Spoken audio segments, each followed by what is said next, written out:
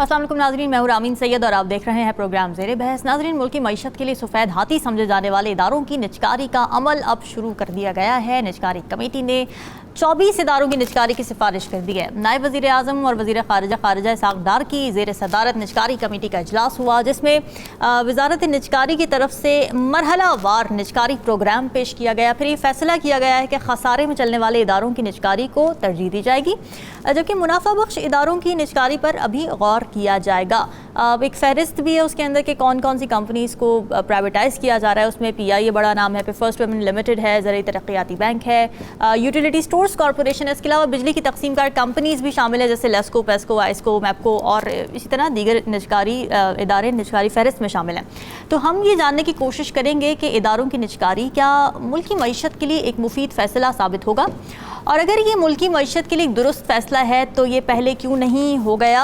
इसी टॉपिक पर करेंगे बात। तो इस सेगमेंट में हम जानने की कोशिश करेंगे कि इदारों की निजकारी क्या मुल्क की मईशत के लिए एक मुफीद फ़ैसला साबित होगा, और अगर ये मुल्क की मईशत के लिए एक दुरुस्त फ़ैसला है तो ये पहले क्यों नहीं ले लिया गया। इसी पर बात करने के लिए हमारे साथ मौजूद हैं सीनियर तजिया का नजमुल साकिब साहब, राव खालिद साहब और साकिब बशीर हमारे साथ मौजूद है। आप सभी का बहुत शुक्रिया। नजमुल साकिब साहब, आप कैसे देख रहे हैं निजकारी के इस फैसले को, और एक तो ये कि ये कितना ज़रूरी था और इसके आफ्टर इफेक्ट्स क्या होंगे?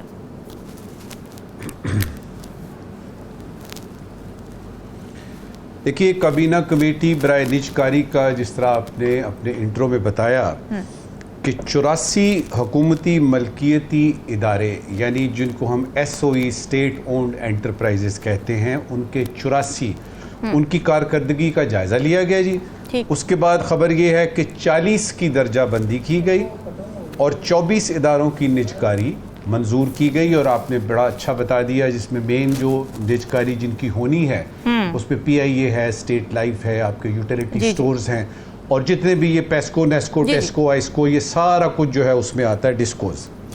अच्छा जी, अब 3-4 जाविये देख लेते हैं फिर उसके बाद आपके सवाल का जवाब खुद ब खुद सामने आएगा जी। पहला जाविया ये है कि इससे जो खसारा होता है हर साल, जब ये हम दे देंगे, निजकारी कर देंगे, तो वो खसारा बच जाएगा। वो खसारा जो बचेगा वो पैसे कहाँ जाएंगे? दूसरा जाविया, क्या ये निजकारी अपने दोस्तों, जानने वालों और अपनी ही क्रिएटेड कुछ कंपनियों को बीच में डाल डूल के होगा, या कि डील जो है वो फेयर होगी?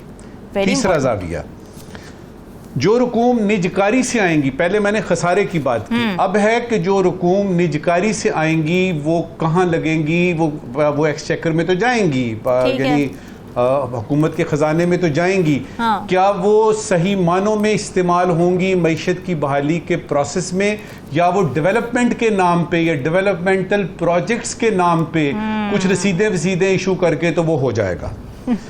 वो हजारों लोग जो नौकरियों से हाथ धो बैठेंगे, जिनकी कच्ची या पक्की नौकरियां हैं, उनका क्या करेंगे आप? क्या आप उनको गोल्डन हैंडशेक देंगे? क्योंकि याद रहे कि वो किसी भी तरीके से आ गए हैं, सिफारिश से आए हैं, अपने मेरिट के बलबूते पे आए हैं, और उनका कसूर क्या होगा अगर वो मौजूद हैं, उनकी नौकरी लगी हुई है, उनके ख़ानदानों का क्या होगा? क्या आप उनके लिए कुछ सोच रहे हैं? क्योंकि निजकारी में आपको सिर्फ नज़र आ रहे हैं पैसे, आपको ये नज़र नहीं आ रहा कि कितने हज़ारों लोग जो हैं वो नौकरियों से उनकी जान जाएगी, यानी वो चली जाएंगी, जान उनकी चली जाएगी इसमें, और उसके बाद उनके ख़ानदान आप सड़कों पे देखेंगे। एहतजाज जो है वो पता नहीं कहाँ से कहाँ चला जाएगा, और ये बड़ा खौफनाक एहतजाज होगा। फिर ये IMF का एंगल है जी। आप कहते हैं कि जी IMF की ये शराइत में शामिल है। हाँ। बिल्कुल शामिल है। IMF ये कई दफ़ा कह चुका, और आपने भी जिस तरह से कहा कि ये अभी क्यों, ये तो बड़ी देर से होना है, क्यों नहीं हो रहा? कभी हम सुनते थे स्टील मिल हो रही है, कभी सुनते थे PIA का फलाना होटल फलाने मुल्क में, यूरोप में फलाना ये हो जाएगा। आखिर वक्त में आके कुछ ना कुछ हो जाता है। कोई शौकत अजीज नाम का प्राइम मिनिस्टर जो है उसकी कुछ पता लगता है जी डील इधर से उधर हो गई है।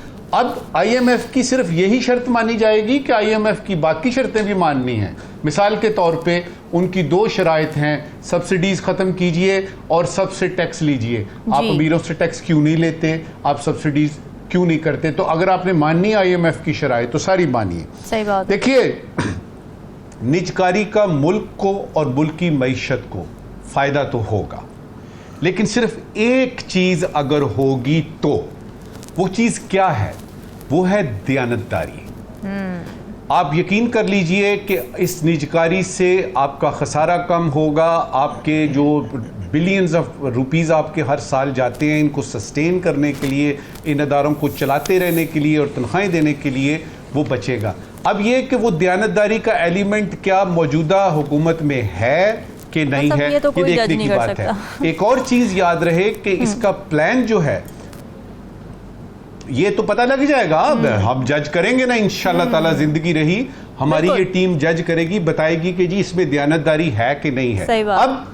अब उसमें आता है आपका कि जो प्लान बना है वो बनाया था निगरान हुकूमत के दौर में, ठीक है। उसमें कई चीजें थी जिसमें FPR के रिफॉर्म्स भी थे, ये भी था, उनको उनके नट बोल्ट्स तो उस वक्त कर दिए गए थे, लेकिन ये था कि जी इलेक्शन होने दें, इलेक्शन के बाद जो इलेक्टेड गवर्नमेंट आएगी, उस वक्त तो फॉर्म 47 की गवर्नमेंट का जिक्र नहीं था, उसमें ये था जी इलेक्टेड गवर्नमेंट आएगी, वो आके फैसले करेगी। तो ये फैसला हो गया जी, कल ये हो गया। इसहाक डार साहब ने बहैसियत नायब वजीर आज़म और बहैसियत वजीर खारजा इसका फैसला कर लिया।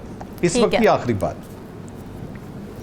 शफाफियत यानी फेयरनेस और वो जो ट्रांसपेरेंसी होती है, वो जो शफाफियत होती है, उसको अगर आपने रखा और जिंदगी में पहली 76-77 साल में पहली मर्तबा अगर आपने अवाम की भलाई सामने रख के मईशत की बहाली के लिए वाकयातन ये इकदाम लिया, तो यकीन कीजिए ये नहीं है कि मईशत पूरी बहाल हो जाएगी और दूध की नहरें बहनी शुरू हो जाएंगी और पता नहीं कौन कौन सी खजूरों के दरख्त निकल आएंगे, लेकिन ये कि एक बड़ा चंक आपकी मईशत का वो होगा। और उसमें याद रखिएगा कि इसमें बहुत सारे हजारों लोगों की नौकरियां जानी हैं, उनका ख्याल कीजिए। बिल्कुल सही बात है, उसका भी कंटिजेंसी प्लान होना चाहिए। राव खालिद साहब, एक तो ये कि क्या आपको शफाफ निजकारी होती नज़र आ रही है, दूसरी बात है कि FBR की रीस्ट्रक्चरिंग की भी बात हुई है, शहबाज शरीफ साहब की भी स्टेटमेंट आई है, फिर ये भी आ रहा है सामने कि पाकिस्तान में टैक्स वसूली की जो सलाहियत है वो 24 ट्रिलियन है, मगर जो हदफ रखा गया है FBR की तरफ से वो सिर्फ 9 ट्रिलियन रुपए, जिससे पता चलता है कि पाकिस्तान का टैक्सेशन सिस्टम कितना प्रॉब्लमेटिक है।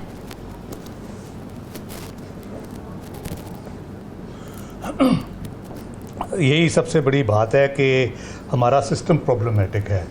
आप निजकारी कर लेंगे, जो स्टेट ओन एंटरप्राइजेस का रफली साल का खर्च बताया जाता है वो 700 बिलियन रुपीस के अराउंड बताया जाता है, उसमें से आप निजकारी करके 200 बिलियन रुपीस बचा लेंगे।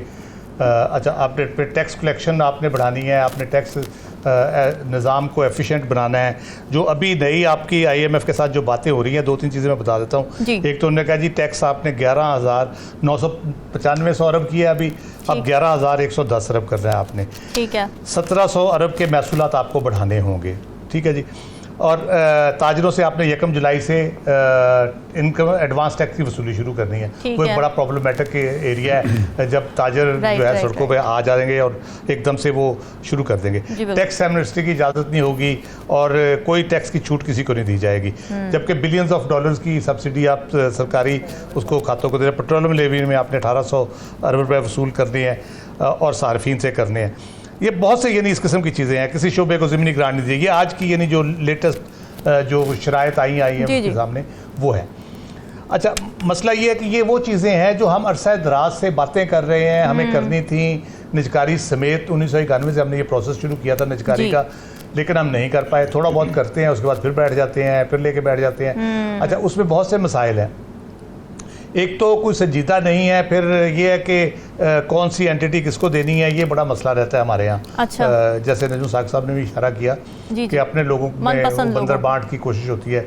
91-92 की निजकारी में हमने देखा जी, उसमें हमने देखा 91-92 की जो निजकारी हुई है, मैंने तो उसको रेगुलरली कवर किया था, सारा क्लोजली मॉनिटर भी किया था, जिस तरह से चीज़ें जिसे बांटी गई बाकायदा तय करके कि इसको ये देना है, इसको वो देना है, और जिस स्टेट पे दी गई।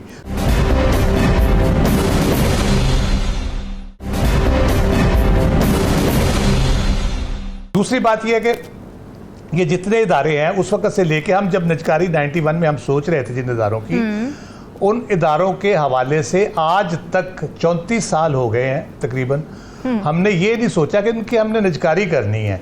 आया इनको हमने कोई ऐसा कोई प्रॉफिटेबल बना लें, या कम से कम उसकी एक रिक्रूटमेंट कैप कर दें, उसके अखराजात को हम कम से कम करने की कोशिश करें। चलो बंद ही करके रख दें, कम से कम उस पर बचत हो। लेकिन हमने किया क्या, हमने उनमें भर्तियां शुरू कर दी। हाँ। सरकारी अपने पॉलिटिकल वर्कर्स, सपोर्टर्स और कई लीडर भी हैं उसमें। मरहूम शाहिदुल्लाह खान साहब होते थे, वो लीडर थे PIA की यूनियन के, एक UBL के इसी तरह से पीपल्स पार्टी के थे। अच्छा। वो लीडर रहे उनके, वो MNA भी बने बाद में। तो इस तरह से लोगों को नवाजने के लिए इन इदारों को यूज़ किया गया। उसका बोझ बढ़ता गया और आप उसको इसलिए अगर प्राइवेट सेक्टर में एक स्टील मिल ठीक चल सकती है तो गवर्नमेंट सेक्टर में क्यों नहीं चल सकती? ये बात ना समझ आने वाली है बिल्कुल ही। इसी तरह से PIA जो है दुनिया की बेहतरीन एयरलाइन रही है, बेहतरीन तजर्बा सब कुछ है उनके पास, रहा है उनके पास, और प्रॉफिटेबल भी रही है, तो वो क्यों नहीं ठीक तरीके से चल सकती है? और ये बड़ा आम पॉइंट है राव खालिद साहब कि ये सारे इदारे इस नहज तक पहुंचे कैसे, लॉस में गए कैसे, किसकी गलती है, फिर ये चीजें भी खुलनी चाहिए साथ साथ।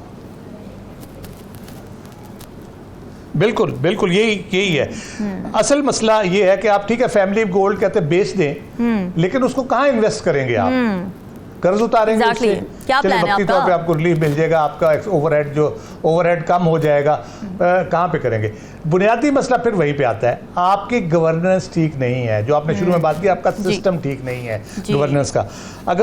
अगर एफिशिएंटली आप गवर्नमेंट नहीं चला सकते, गवर्नेंस नहीं कर सकते, आप टैक्स इकट्ठा नहीं कर सकते, आप honestly corruption free development projects नहीं कर सकते, तो इसका फ़ायदा कोई नहीं है सारा कुछ करने का। आप ये भी बेच देंगे, हम फिर वहीं के वहीं खड़े होंगे।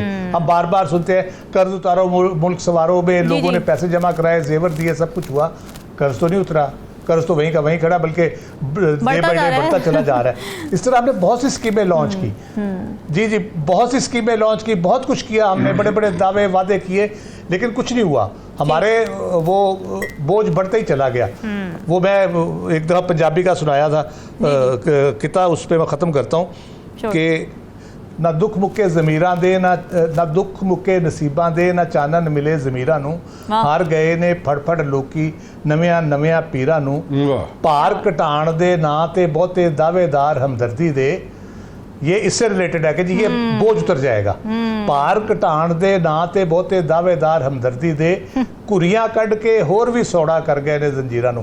और ये जो कड़ियां निकाल देंगे ना जंजीरों की, ये वजन हल्का कर रहे हैं, कड़ी निकाल रहे हैं जी, उससे क्या होगा कि आपकी जंजीर टाइट हो जाएगी, तो आपको ये सारा बोझ मजीद उठाना पड़ जाएगा। तो ये तरीका खूबसूरती से कड़वी हकीकत बयान कर दी है। साकिब, इसमें थोड़ा सा पॉलिटिकल इन्फ्लुएंस की भी बात कर लेते हैं। पीपल्स पार्टी में बिलावल भुट्टो जरदारी साहब की ये स्टेटमेंट सामने आई कि जी अगर आपने इदारों की निजकारी करनी है तो उससे बेहतर है आप वो हमें दे दें। फिर वो पब्लिक प्राइवेट पार्टनरशिप की बहुत ज़्यादा बात करते हैं। आपको लगता है कि पीपल्स पार्टी तंग कर सकती है इस फैसले में हुकूमत को?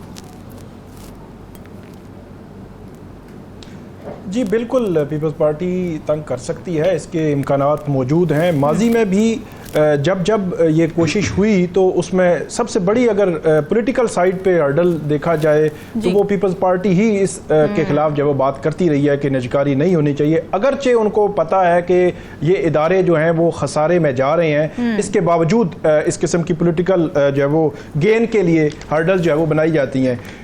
कल की जो काबीना की जो कमेटी थी निजकारी की, उसकी कोई अंदरूनी जो खबर है उसकी बात की जाए तो ये 24 इदारे हैं जिनके हवाले से उन्होंने कहा है कि अगले 5 साल के लिए वो निजकारी करेंगे। तो टोटल 87 थे जिनको देखा गया है, उनके हवाले से रिपोर्ट्स मांगी गई वजारतों से, जो कॉरपोरेशंस हैं उनकी भी। तो कुछ इदारे जो है उनको स्ट्रेटेजिक कहकर जो है वो उनको साइड पे कर दिया गया है। मेरा ख्याल है इतने भी सारे इदारे भी इस तरह नहीं है। बहरहाल इसमें कुछ जो इदारे हैं उनको निकाल दिया गया है, पहले जो लिस्ट थी, और कुछ नए शामिल किए गए हैं। ये खबर आ रही है LNG पावर प्लांट है, नंदीपुर पावर प्लांट है, जिना कन्वेंशन सेंटर है इस्लामाबाद का, सर्विसेज होटल है, स्टेट लाइफ है, इनके हवाले से ये आ रहा है कि इनको निकाल दिया गया है निजकारी की जो लिस्ट थी पहले की। और पोस्टल लाइफ इंश्योरेंस जो है, ज़री तरक्याती बैंक है, यूटिलिटी स्टोर कॉरपोरेशन है, इनको इंक्लूड किया गया है। तो मतलब कुछ इदारे पुराने जो थे उनको निकाला गया है। निकालने की कोई वजह बताई है और कुछ नए जो है वो इस लिस्ट में निकालने की कोई वजह बताई गई है? अभी तक कोई वजह जो है वो अभी कोई वजह जो है वो सामने नहीं आई। वही मैं आपको बता रहा हूँ कि कुछ इदारे जो है जिसको निकाला गया है उनके पीछे जो कल डिस्कशन हुई है, उस डिस्कशन में कुछ को तो वो स्ट्रेटेजिक कहा गया है कि इदारे हैं उनके कुछ ऐसे मामलात हैं जिनको देख कर जो है वो उनको अभी जो है वो निजकारी जो है वो नहीं की जा सकती। इसके अलावा एक और बड़ा इंटरेस्टिंग फैक्ट है जो इक्तसादी राब्ता कमेटी है। एक तो एक तरफ जो गवर्नमेंट है, जाहिर सी बात है, वो ये चाह रही है कि ये सारे इदारे खसारे में जा रहे हैं और इसका नुकसान हो रहा है हमारी जो मईशत है उसको। तो एक कफ़ायत शारी का भी जो है वो अलम बुलंद किया हुआ है जो वज़ीर आज़म है उन्होंने। पिछले दिनों आपने सुना होगा वज़ीर आज़म ऑफिस के जो मुलाजमीन थे उनकी सैलरीज भी उनको उनके जो है वो बोनस में दी गई।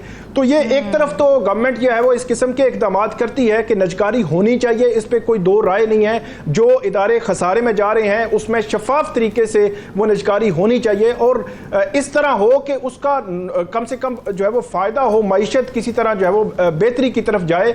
लेकिन दूसरी तरफ हुकूमत का जो खुद जो है वो अमल है वो उसकी नफ़ी करता है कि ये सारा बर्डन जो है वो अवाम उठाए, अवाम के ऊपर महंगाई का भी बर्डन है, सारे जो है वो टैक्सेस भी लगाए जा रहे हैं, सारी चीज़ें। लेकिन खुद जो है वो कफ़ायत शारी की बजाय गवर्नमेंट जो है इस किस्म के इक़दाम जब करती है तो ये एक मेरा ये ख्याल है कि एक अजीब सी सूरत हाल जो है वो इस हवाले से बनती है।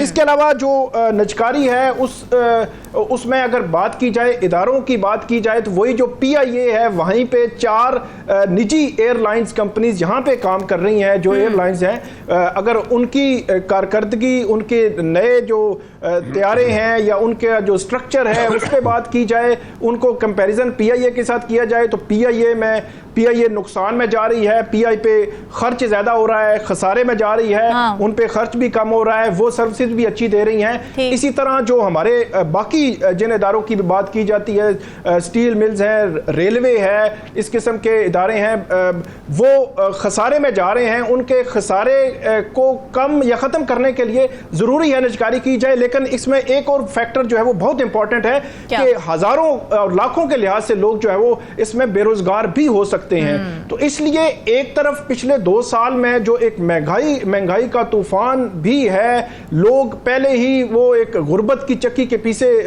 नीचे जो है वो पिस रहे हैं। दूसरी तरफ नजकारी होगी, वो जरूरी है, इस मुल्क के लिए भी जरूरी है। तो वो लोगों को बेरोजगारी से बचाने के लिए भी कोई ऐसे इक़दाम बहरहाल करने चाहिए। ऐसा ना हो कि एक तरफ आप जो है वो सारा कुछ कर दें और लोग जो है वो बेचारे आम गरीब लोग भी होते हैं जो इन इदारों में जो है वो अपनी मुलाजमतें कर रहे हैं, वो काम कर रहे हैं, कम कर रहे हैं या ज़्यादा कर रहे हैं, उनकी एक्सपर्टीज़ है या नहीं है, ये अलग सवाल है। लेकिन अल्टीमेटली आपने उनको कहीं ना कहीं उनके फ्यूचर को सेव करना है कि ये एक बर्डन जो है वो पूरी सोसाइटी पर ना आ जाए।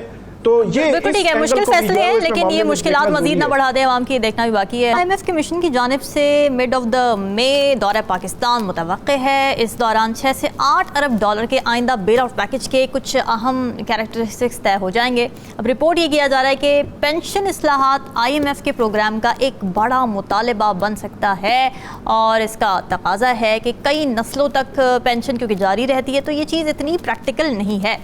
फिर इसी ज़मन में आइंदा साल के जो बजट के हवाले से बातचीत हो रही है उसमें रिटायर्ड सरकारी मुलाजमीन पर टैक्स की तजवीज़ पेश कर दी गई है और टैक्स नेट को बढ़ा दिया गया है। 1 लाख से बराबर या फिर उससे ज़्यादा पेंशन वसूल करने वालों को 10% टैक्स की तजवीज़ ज़ेर गौर है। और हुकूमत ये कह रही है कि IMF की डिमांड है कि मुतादिद पेंशन स्कीमें जिन पर टैक्स से इस्तिस्ना दिया गया है इसे वापस लिया जाए।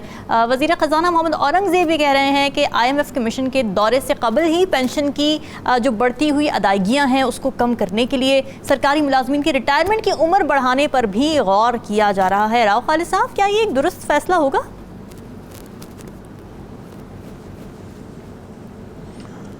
एक तो ये उम्र के हवाले से मैं बता दूं, जिन्होंने 60 साल में कुछ नहीं किया वो 64 साल में क्या करेंगे। तो बुनियादी आपने तो सारी ब्यूरोक्रेसी की कॉम्पिटेंस पे सवाल उठा दिया जो मजबूरी तौर जी मैं बिल्कुल मजीद उठाने लगा सवाल पे, बल्कि बड़े शिद्दत से एहतजाज भी करने लगा। मजबूरी तौर पर जो हुकूमती सेक्टर है उसके हमारे सामने जो चीज़ें हैं वो इनएफिशिएंट है, इनकम्पिटेंट और करप्ट है। मजबूरी तौर 90% ठीक है से 1-8% कम कर ले, ज़्यादा कर ले। 10% लोग हैं जो काम करना भी चाहते हैं, जो करते भी हैं और जिनकी वजह से कुछ ना कुछ मामला चल रहे हैं। ठीक है।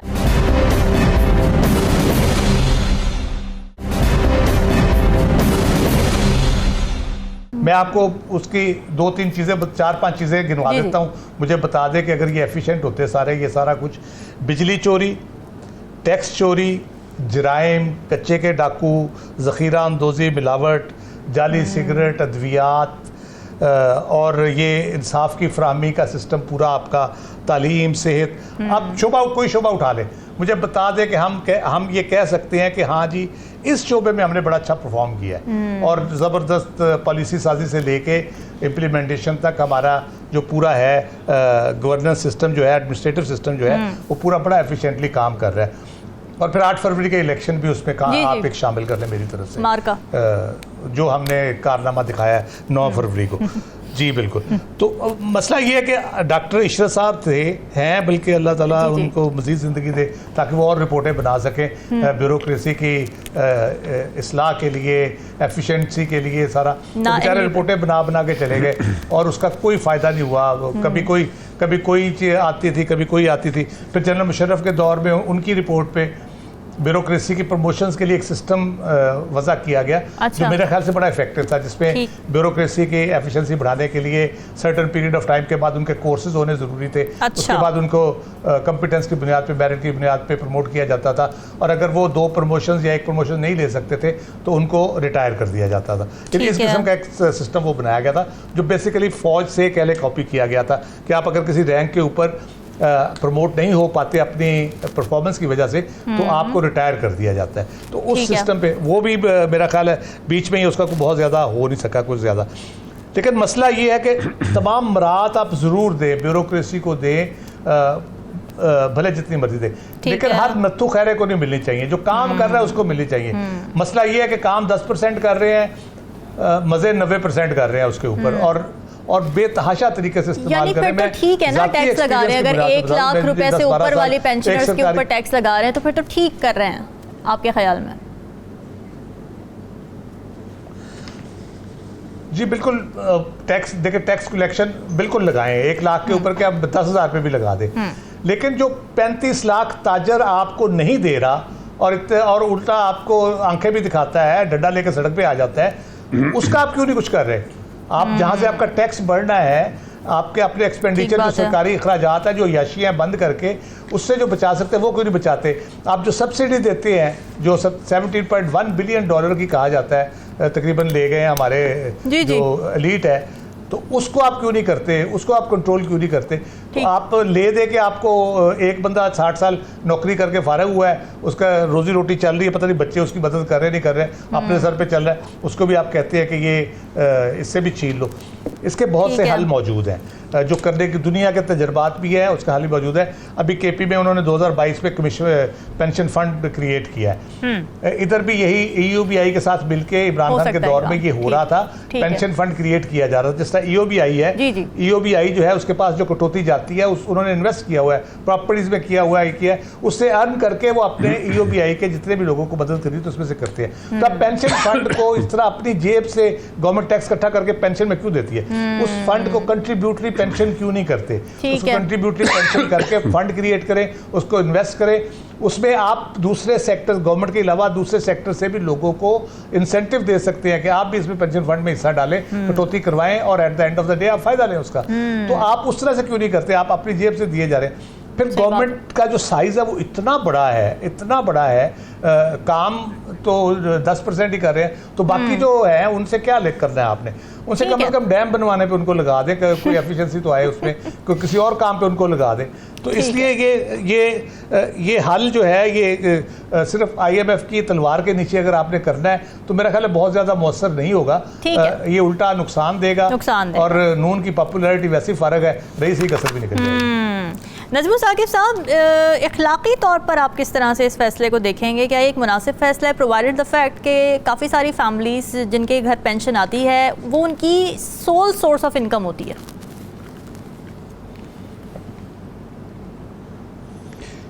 देखिए रामीन, अखलाकी तौर पे तो अल्लाह करे कि मेरे मुल्क में इसको बेस बनाया जाए।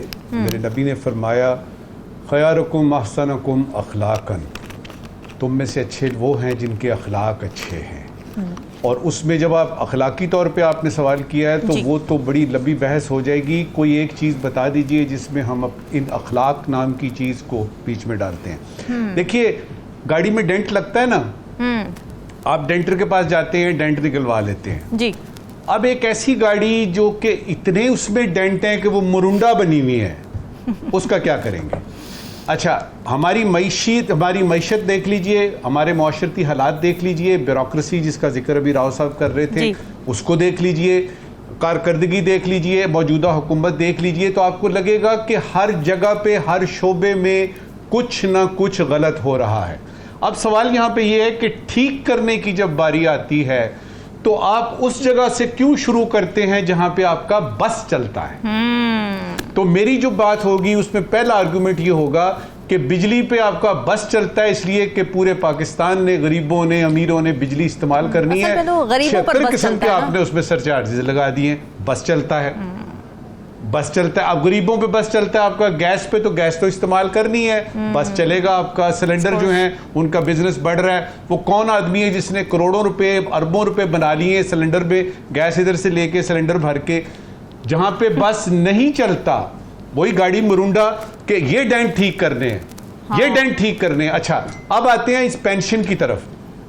देखिए, ये जिस EOBI का जिक्र कर रहे थे ना राव साहब, एक पेंशनर जो है उसकी तनख्वाह में 30 साल 35 साल की वो नौकरी करता है, उसकी तनख्वाह में से टैक्स भी कटता है, एट सोर्स कटता है, और उसकी पेंशन में ग्रेचुटी के लिए यानी मद में या किसी और की मद में जो है वो पैसे जमा होने शुरू हो जाते हैं। तो ये जो पेंशन मिल रही है पेंशनर्स को, ये कोई हुकूमत नहीं दे रही, ये उसका हक है, ये उसके अपने पैसे हैं। अब आप उस पर टैक्स लगा रहे हैं, लगा दीजिए, क्योंकि आपका बस चलता है, लगा दीजिए। अब अखलाकी तो एक तरफ रहे, यहाँ पे तो रामीन खाने के पीने के लाले पड़ जाएंगे। देखिए, उसने 60 साल की उम्र के बाद जो है जो उसको मिलना शुरू हुआ है। आप ये क्यों नहीं करते कि EOBI में जो अरबों रुपए का गबन हुआ था, जो ये सारे पेंशनर्स के पैसे आप कोई साहब थे और पता नहीं कौन कौन था, उनको पकड़े ना, उनसे निकलवाएं पैसे। वो क्या करते हैं, 10 अरब निकाले, उसमें से 1 अरब जो बस नहीं चलता ना, 1 अरब दे के जान छुड़ा ली। नैब भी कहता है अच्छा जी गाल मुक गई साड़ी, ठीक हो गया, 1 अरब तो आए ना। वो जो 9 अरब बाकी के हैं वो मेरे जैसे पेंशनर्स के हैं बाबा। और वो ये स्कीम आप इसको चेंज कर दें, आप यानी उम्र की हद चेंज कर दीजिए, कुछ भी कर लें, लेकिन बस आपका सिर्फ गरीबों पे चलता है। और ये पेंशनर्स का अगर आपने किया तो देखें वो क्या करेंगे। बूढ़े आदमी जो 60 साल से ज्यादा के हैं मेरे जैसे, वो कर क्या सकते हैं? एक आपका एहतजाज और बढ़ जाएगा, और आपका कोई यानी राना सनाउल्लाह साहब उनसे गुफ्तगू कर रहे होंगे कि यार अभी बस कर दें, हम कुछ करते हैं। सवाल ये है, इस वक्त की आखिरी बात, आपने पेंशनर्स को तंग करना है, अवाम को जिंदगी अजीरन करनी है, या आपको कुछ पैसे चाहिए? अगर आपको पैसे चाहिए और जिंदगी आपने अजीरन नहीं करनी, तो सिर्फ सिगरेट की मद में 300 अरब रुपए सालाना आपको मिल सकते हैं। इस पे हम बात कर चुके हैं। ठीक है। आप इन ताजरों से जिनका जिक्र राव साहब ने किया, टैक्स लेना, आप अमीरों से टैक्स लें, आपको मसला वही यही नजर आती है, उसमें से 10 रुपए आपके जो बचेंगे कि वहाँ उनका बस नहीं चलता। अब मुझे आगे जाना है साकिब, अब फिर पेंशन इस्लाहात के लिए मेरी बात रामीन इस पे खत्म हुई। जी इस पे मेरी ख़त्म हुई कि आप सब्सिडीज़ कम कर दें, आप सबसे टैक्स लें, और वो जो मिलों फैक्ट्रियों के मालिक हैं जिनके करोड़ों अरबों रुपए के बिजली के बिल हैं, वो जाते हैं अदालत में और उसकी कार लेते हैं 500 रुपए महीने की आपकी वो होती है कि दे देंगे महाना पैसे, उनसे पैसे लेना। और आपके याद रहे, आखिरी बात याद रहे कि आपके जितने सरकारी आपके दफातर हैं, प्रेसिडेंसी से लेके prime minister house, chief minister house, इनके जरा चेक तो करें कि बिजली के बिल देते भी हैं कि नहीं। फिर आपको पता लगेगा कि कहां पे बस चलता है आपका और कहां पे बस नहीं चलता। बिल्कुल ठीक है।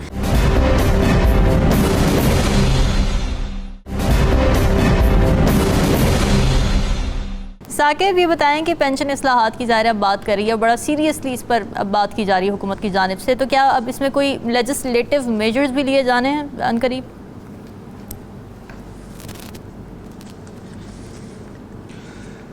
जी बिल्कुल, उस हवाले से तो उनको एक तो जो सर्विसेज एक्ट है उसमें तब्दीली करनी पड़ेगी, लेकिन जो आईनी ओहदे हैं उन के हवाले से, या जो अगर आर्मी के हवाले से बात की जाए, अगर उनकी हवाले से आर्मी एक्ट में भी तब्दीली करनी पड़ेगी, या इधर जुडिशरी में है तो यहाँ पे भी तब्दीली करनी पड़ेगी, लेकिन ये आईनी तरमीम के जरिए उनको लाना पड़ेगा अगर इनकी जो रिटायरमेंट एज है वो अगर वो बढ़ाना चाहते हैं। लेकिन बाकी जो है वो एक्ट के जरिए वो कर सकते हैं।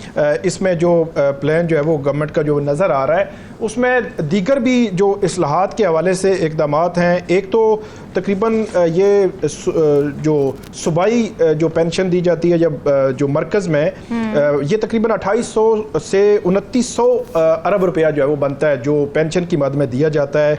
इसमें एक और जो चीज़ है, एंगल जो बताया जा रहा है वो ये कि 1985 और 1990 में बहुत ज़्यादा भर्तियाँ हुई और उसके बाद भी होती रही लेकिन कम हुई उस दौर में, और वो लोग बताया जा रहा है कि इस वक्त जो है वो रिटायरमेंट एज को वो पहुंच चुके हैं। तो वो एक फैक्टर है कि एक बड़ी बल्क में जो है वो लोग रिटायरमेंट एज में पहुंच चुके हैं, तो उसको थोड़ा सा वो आगे चलाना चाहते हैं। हालांकि इसमें एक और जो चीज़ है वो भी बड़ी इंपॉर्टेंट है कि अगर आपने 3 साल के लिए रिटायरमेंट एज जो बढ़ानी है इस पेंशन इस्लाहात में, तो उन लोगों को फिर 3 साल सैलरी तो देनी ही पड़ेगी, सैलरी में रखना पड़ेगा उनको, आप फ्री में तो नहीं रख सकते। तो वो जो एक लमसम अमाउंट है वो सिर्फ आपकी बचत हो सकती है कि गवर्नमेंट को वो नहीं देनी पड़ेगी, बाकी तो 3 साल फिर सैलरी तो उनको देनी ही पड़ेगी। वो लमसम अमाउंट की मद में जो है वो बचत हो सकती है। फिर जो इस्लाहात है, पेंशन इस्लाहात, उसमें कुछ इस तरह भी किया जा रहा है कि पहले अगर कोई जो है वो रिटायर बंदा होता है तो उसकी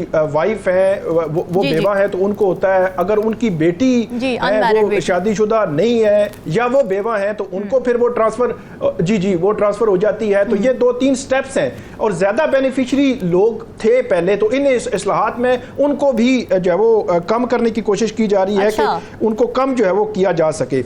इसके अलावा एक और एलिमेंट जो है वो अभी IMF की जानिब से जो एक जो है वो रखी गई है तजवीज़, बल्कि कहा गया है कि जो तनख्वाहदार तबका है, एक तो पेंशन है, पेंशन वाले मामलात भी जारी सी बात है, आम लोग बहुत ज़्यादा पेंशन पे रिलाई कर रहे होते हैं और जो बहुत पुराने जो है वो मतलब रिटायर हुए वो पेंशन पे सारा उनका सहारा पेंशन होता है, अगरचे ये आजकल के जो अखराजात हैं उससे मीट नहीं होते। दूसरी तरफ जो तनख्वाहदार तबका है उस पर IMF ने जो टैक्स लगाने का कहा है वो बहुत ही खौफनाक है। मेरा ख्याल है कि वो अगर टैक्स लग गए, अगर गवर्नमेंट ने मान लिए वो उस किस्म की जो बात है IMF की, तो वो जो मिडिल क्लास है वो लोअर मिडिल क्लास हो जाएगा और लोअर मिडिल क्लास वाला बहुत पॉवर्टी में जब चले जाएंगे।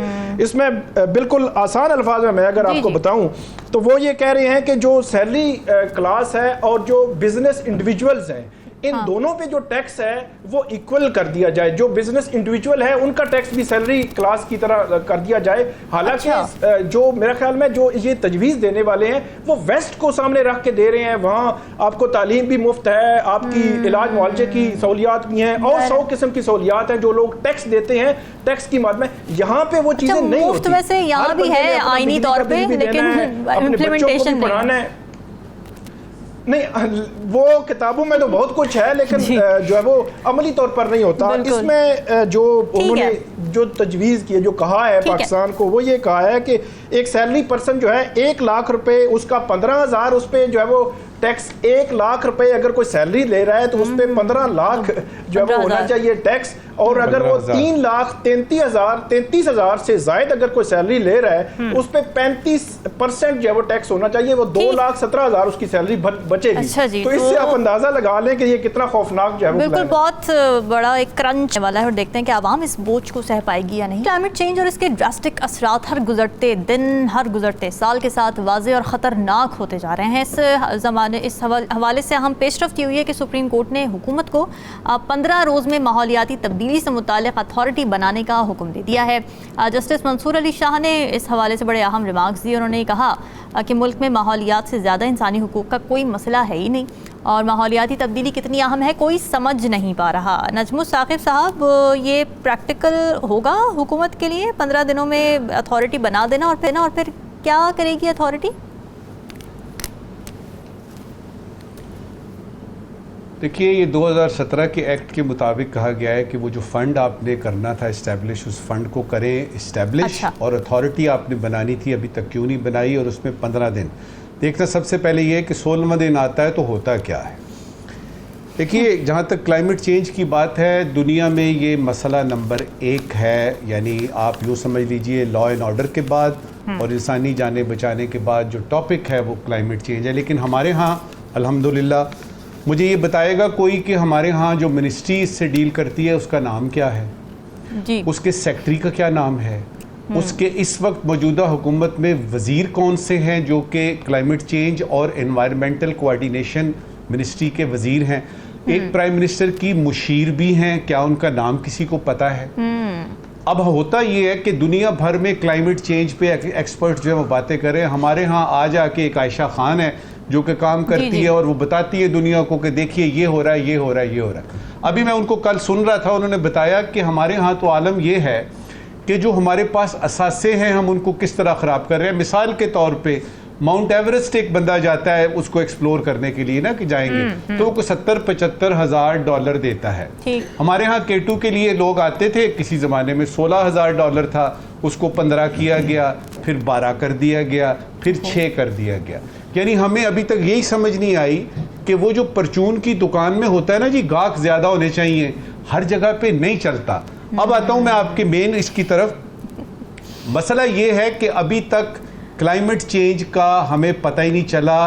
वो लॉस एंड डैमेज फंड जो इस पे COP28 में हुआ, उसमें हमने क्या करना है? हम क्या करते हैं, सैलाब आते हैं, वहाँ जाके रोते हैं, पीटते हैं, कशकोल आगे करते हैं, उधर से पैसे वो प्लेज होते हैं। उन पैसों के प्लेज होने के बाद हमने कॉरेस्पॉन्डिंगली उसमें कुछ प्रोजेक्ट्स पेश करने होते हैं। जी हम ये करेंगे, ये करेंगे, ये करेंगे। ना वो प्रोजेक्ट्स हम पेश कर सकते हैं, ना ही कभी ऐसा होता है और इतनी देर में सैलाब दोबारा आ जाते हैं। देखिए, इस बारे में बहुत लंबी बात, दिल दुखता है, क्योंकि ये एक टॉपिक ऐसा है। इस वक्त की आखिरी बात एक शेर की सूरत।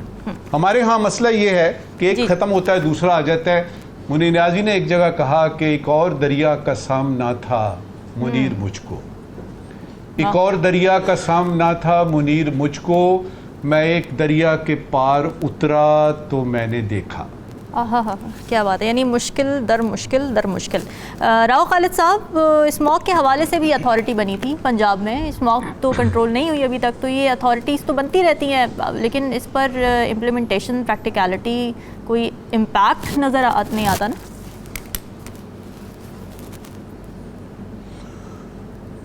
बिल्कुल यही मसला है। अब आपको ये पता है कि अथॉरिटी बनाने में कितनी मुश्किल है। एक सिंपल नोटिफिकेशन जो है मिनिस्ट्री ने जारी करना है, सिंपल नोटिफिकेशन कि जी हाँ ये अथॉरिटी बना दी गई है और ये इसके मेंबर होंगे और इस तरह से होगी। और आप देख लें 8 साल हो गए, तकरीबन 7 साढ़े 7 साल हो गए, वो एक नोटिफिकेशन जारी नहीं कर सके। इतने संजीदा हैं हम इन मामलात में। और अथॉरिटी ने जो काम करना था, जो उसने मामलात को देखना था, लोगों को एनवायरनमेंट वायलेटर्स को पकड़ना था और उनके खिलाफ कार्रवाइयाँ करनी थी, और सारा वो तो बहुत बात की बात है। स्मोक की बात हम करते हैं। स्मोक का आप जो सूरत हाल रही है कितने अरसे से है हम देख रहे हैं, जी। लेकिन हमने कभी सीरियस नहीं लिया। हमने एक वो UAE दुबई से जहाज़ मंगवा के बारिश करके तो हमने कहा जी बस बल्ले बल्ले होगी, और उसको हमने ऐसे हाईलाइट किया जैसे दुनिया के सारे मसाइल हमने माहौलियात के हल कर लिए हैं। तो ये अप्रोच है हमारी। मसला ये है कि जहाँ कुछ करने की नीयत होती है ना, नैब तरामीम आई, कैसे इम्प्लीमेंट हुई, फटाफट उसके नोटिफिकेशन हर चीज़ होगी, धड़ाधड़ लोगों को क्लीन चिटें मिलनी शुरू हो गई। हालांकि अभी तक ट्रायल में चल रहा है, उसका सुप्रीम कोर्ट में टेकअप भी हो रहा है दोबारा, लेकिन हो गया इम्प्लीमेंट। ये प्रायोरिटी नहीं है, ये किसी की सोच नहीं है, किसी की अंडरस्टैंडिंग नहीं है। अतर मिनल्ला साहब ने भी उस फैसले पे यही कहा है। उसने कहा सोशल मीडिया पे तो कोई कानून मौजूद नहीं है अथॉरिटी बनाने का, तो यह फौरन अथॉरिटी बन गई। इस पे तो 2017 से कानून पड़ा है आपके पास, तो आप उस पर अथॉरिटी नहीं बना रहे। नाज़रीन, डिस्कशन आपने सुनी, फीडबैक ज़रूर दीजिएगा। हमें दीजिए इजाज़त। अल्लाह हाफ़िज़।